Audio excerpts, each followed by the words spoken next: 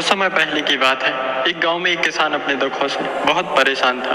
किसी ने उसको बताया कि तुम अपने दुखों के समाधान के लिए गौतम बुद्ध की शरण में जाओ, वह तुम्हारे सभी दुखों का समाधान कर देंगे। यह सुनकर वह किसान बुद्ध की शरण में चल पड़ा। वह गौतम बुद्ध के पास पहुंचा और उसने कहा, हे महात्मा, मैं एक किसान हूँ और मैं अपनी जीविका चलाने के लिए खेती करता हूँ, लेकिन कई बार वर्षा पर्याप्त नहीं होती और मेरी फसल बर्बाद हो जाती है। किसान ने आगे कहा, मैं विवाहित हूँ, मेरी पत्नी मेरा ख्याल रखती है और मैं उससे प्रेम भी करता हूँ, लेकिन कभी कभी वह मुझे परेशान करती है, जिससे मुझे लगता है कि मैं उससे ऊब गया और मुझे लगता है कि अगर वह मेरी जिंदगी में नहीं होती तो कितना अच्छा होता। गौतम बुद्ध उस किसान की बात शांतिपूर्वक सुनते रहे। किसान ने आगे कहना जारी रखा और बोला, मेरे बच्चे भी हैं, वो अच्छे हैं, लेकिन कभी कभी वो मेरी बात नहीं मानते और उस समय मुझे बहुत क्रोध आता है। तब लगता है वो मेरे बच्चे ही नहीं हैं। किसान ऐसी ही बातें बुद्ध से करता गया और उसने अपने सारे दुखों को एक एक करके बताया। गौतम बुद्ध ध्यानपूर्वक उस किसान की समस्याओं को सुनते गए। उन्होंने बीच में एक शब्द भी नहीं कहा। किसान अपनी समस्या बताता चला गया और आखिर में किसान के पास बताने को जब कोई समस्या नहीं बची, अपना मन हल्का हो जाने के बाद वह चुप हो गया और बुद्ध के जवाब की प्रतीक्षा करने लगा, लेकिन बुद्ध ने कुछ नहीं कहा। किसान अब और सब्र नहीं कर सकता था। वह आवाज ऊंची करते हुए बोला, क्या आप मेरी समस्याओं का समाधान नहीं करेंगे? तब बुद्ध जी ने उत्तर दिया, मैं तुम्हारी कोई समस्या का समाधान नहीं कर सकता। किसान को अपने कानों पर यकीन नहीं हुआ। ये आप क्या कह रहे हैं? लोग तो बोलते हैं कि आप सभी के दुखों का निवारण कर देते हैं, तो क्या आप मेरे दुखों का निवारण नहीं करेंगे? बुद्ध ने कहा, सभी के जीवन में कठिनाइयां होती हैं, तुम्हारे जीवन में कोई नई कठिनाई नहीं है। ये कठिनाइयां तो सभी के जीवन में आती जाती हैं। कभी मनुष्य सुखी होता है तो कभी दुखी, कभी उसे पराये अपने लगते हैं और कभी उसे अपने लोग भी पराये लगने लगते हैं।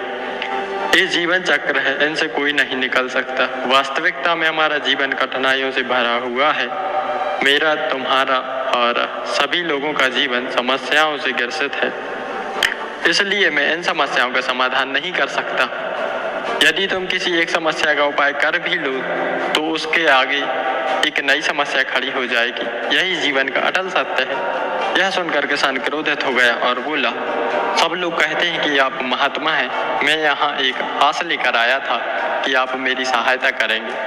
अगर आप मेरी समस्याओं का समाधान नहीं कर सकते तो मेरा यहाँ आना व्यर्थ हुआ। इसका मतलब सभी लोग झूठ बोलते हैं। मैं बेकार ही आपके पास चला आया। इतना बोलकर किसान उठकर जाने लगा। तभी बुद्ध ने कहा, मैं तुम्हारी इन समस्याओं का समाधान तो नहीं कर सकता हूँ, लेकिन हाँ, मैं तुम्हारी एक दूसरी समस्या का समाधान जरूर कर सकता हूँ। किसान ने आश्चर्य से कहा, इन समस्याओं के अलावा दूसरी समस्या? भला वह कौन सी समस्या है? तब बुद्ध जी ने कहा, वह यह है कि तुम नहीं चाहते कि तुम्हारे जीवन में कोई समस्या हो।